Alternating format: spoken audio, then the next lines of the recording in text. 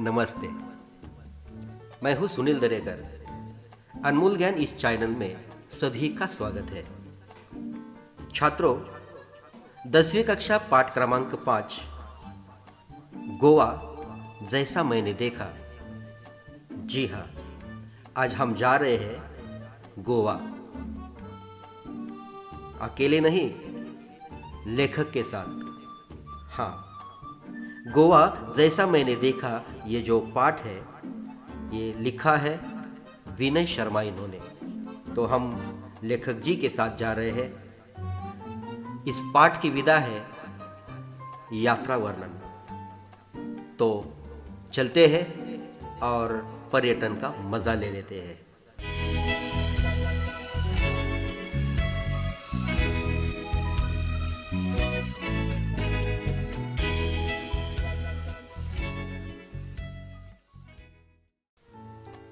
गोवा भारत के पश्चिमी तट पर बसा हुआ एक छोटा सा राज्य।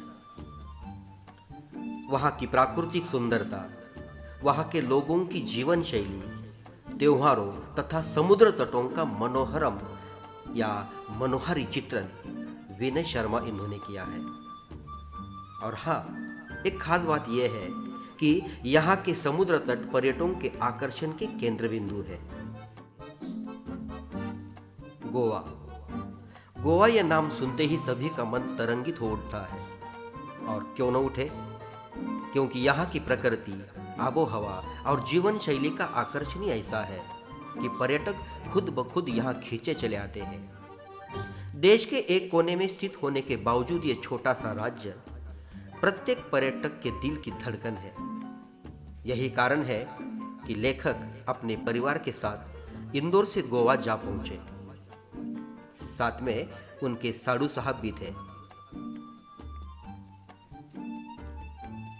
23 नवंबर लेखक जिस गोवा एक्सप्रेस में बैठे थे वो रेल मडगांव रुकी।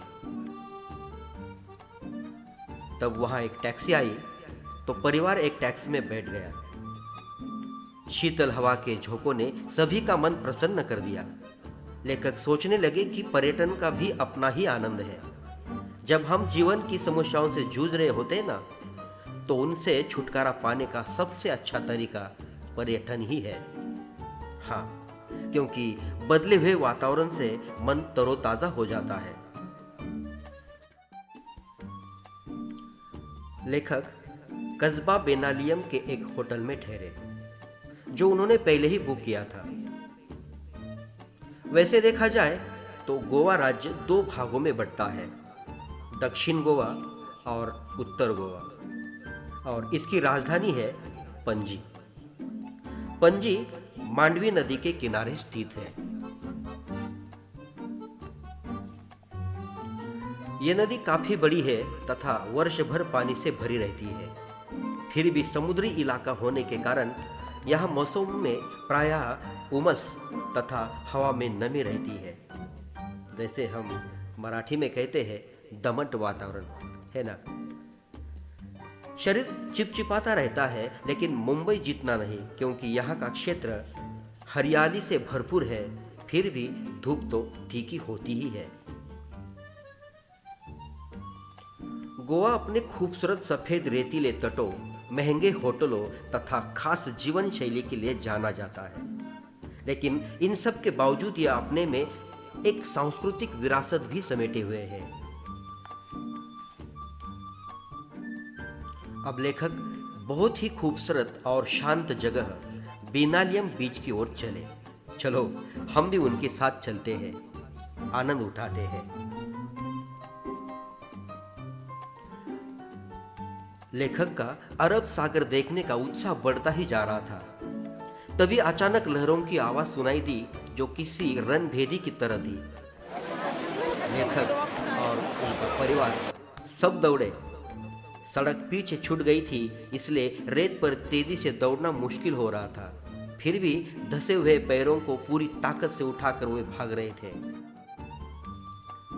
खूबसूरत समुद्र देखते ही लेखक बहुत आनंदित हो उठे। इधर बच्चे रेत का घर बनाने में जुट गए। लहरें उनका घर गिरा देती तो वे दूसरी लहरें आने के पहले फिर नया घर बनाने में जुट जाते। यही क्रम चलता रहा।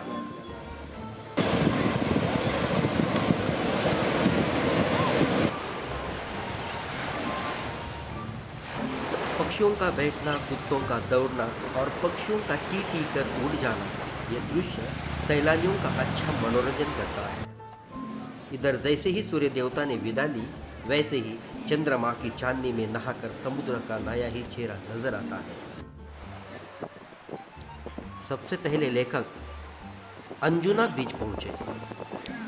गोवा में छोटे बड़े करीब 40 बीच है, लेकिन प्रमुख 7 या 8 ही है। अंजुना बीच नीले पानी वाला पथरीला बहुत ही खूबसूरत है। इसके एक ओर लंबी सी पहाड़ी है जहां से बीच का मनोरम दृश्य दिखाई देता है।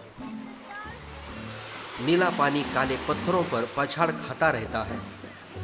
पानी ने काट काट कर इन पत्थरों में कई छेद कर दिए हैं, जिससे ये पत्थर कमजोर भी हो गए हैं।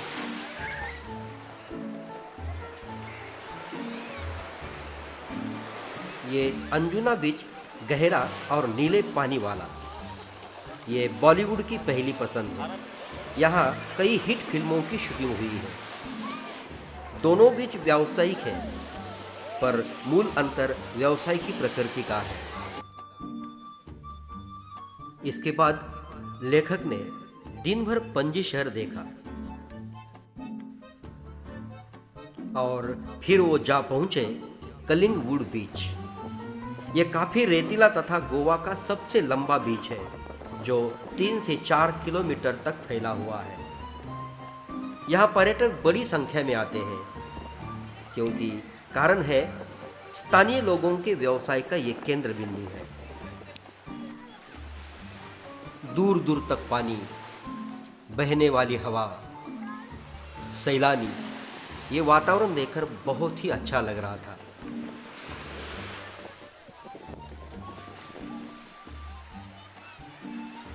लेखक यहाँ 4-6 दिन रहे, लेकिन उनकी एक दिनचर्या रही। सुबह जल्दी उठना, फटाफट नाश्ता करना और दिन भर घूम फिर कर थक कर शाम को होटल आकर थकान मिटाना। एक दिन लेखक ने कोलवा बीच पर बोटिंग का आनंद भी लिया। यहाँ उन्होंने डॉल्फिन मछलियां देखी। हालांकि ये छोटी थी, पर बच्चों ने अच्छा आनंद लिया। इतने कम दिनों में लेखक ने गोवा देखा, लेकिन समझ नहीं पाए।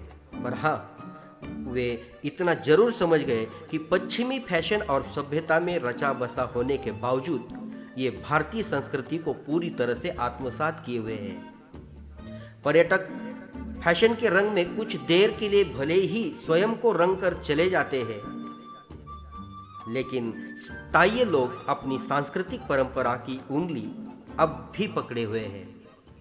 जी हाँ।